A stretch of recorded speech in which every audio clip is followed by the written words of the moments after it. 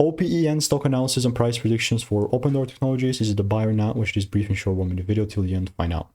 I'll start off very strong because Opendoor is actually giving me the first break. Well, what I wanted to see really is a proper double break. I got the first one.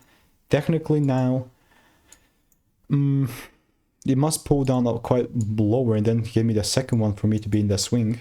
But on the lower time frame, actually nothing is stopping me from buying more. Again, lower time frame. If it comes down, it gives me the confirmation, you know, because the price is already pumping. Why wouldn't I add more? If you have the right risk to reward, this is easy. Now, I have a bunch of receipts in the Discord with Opendoor as well, but that being said, like, it's not that I'm going to randomly start buying. It's always strategic approach. At least if you're watching me now, please do your own due diligence and don't just blindly follow. And if you want to get free money making emails and insights and stock picks and all the good sauce, click the first link in the description. See you in the next one.